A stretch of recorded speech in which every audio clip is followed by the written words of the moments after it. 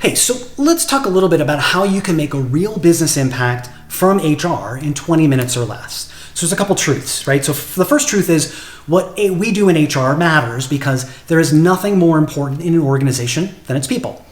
Here's the other truth, that there are some business leaders, managers, and employees that don't necessarily feel the same way. So why is that the case? Why don't they believe that? And there's really one big reason.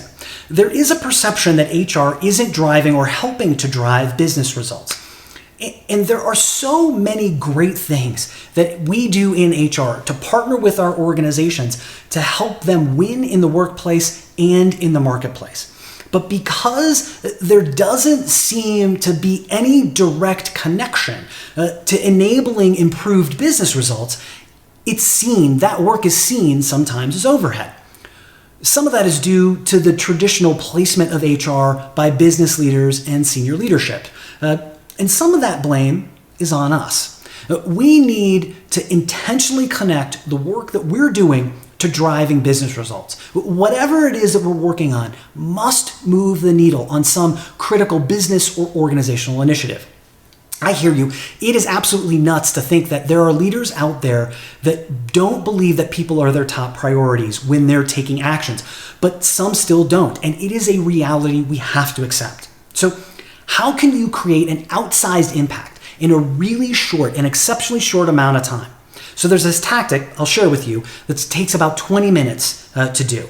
All right. So first, you're going to create a table with 4 columns and 5 rows. That takes about 30 seconds. And you're going to label those columns as follows. This is going to take about 15 seconds. First column is HR initiatives. Second column is expected employee or team impact.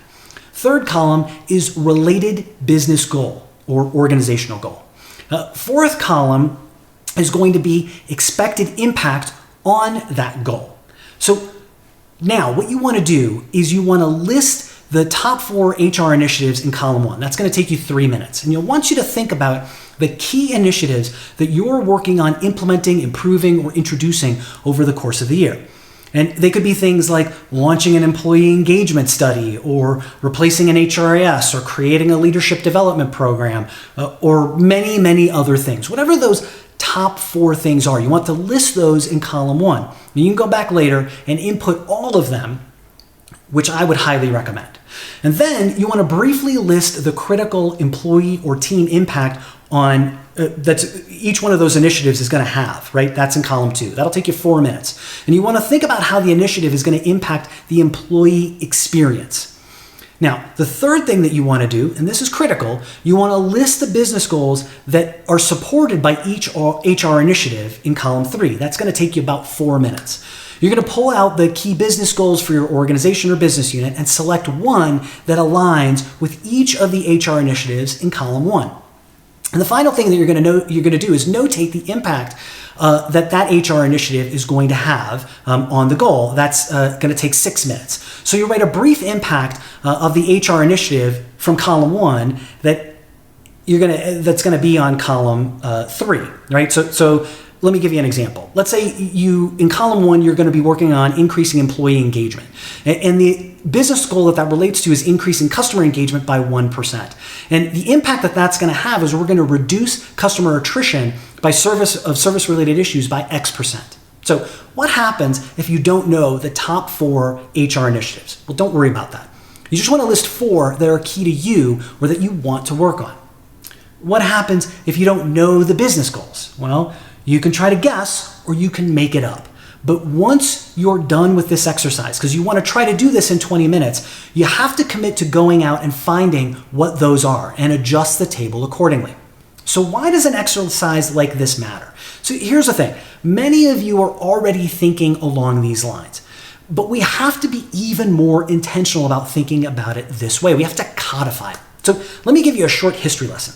So there was a time when information technology was seen as a necessary evil and was also considered overhead for the most part. There was even a period of time in the 1990s when companies were outsourcing their IT departments whole scale or almost whole scale because they were not seen as a core competency. But in the mid-2000s, IT turned the corner. Technology became a game changer, and companies that leveraged it were lapping their competition.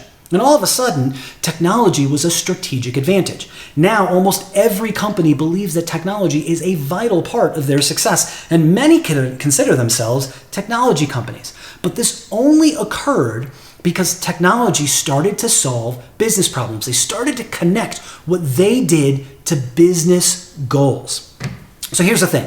Many technology experts are seeing that people are more important or as important as technology, and some articles from technology experts agree with that. And I have some links to these two articles in the description. The first one is digital transformation is about people. The second one is that people are the most important business upgrades. So if you can talk about your HR initiatives and what you're working on or implementing in terms of business success, there is a much greater likelihood that you're going to be taken seriously and those things are going to be acted upon.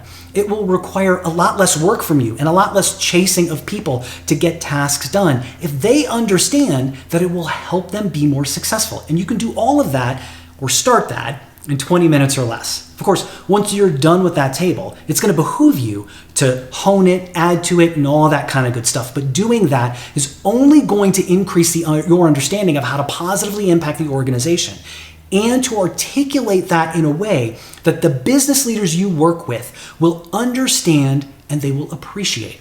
So if you want to learn more tips like this, you can follow me on Twitter, watch more videos or blogs that I write about this, or you can go to www.cube214.com. Thank you.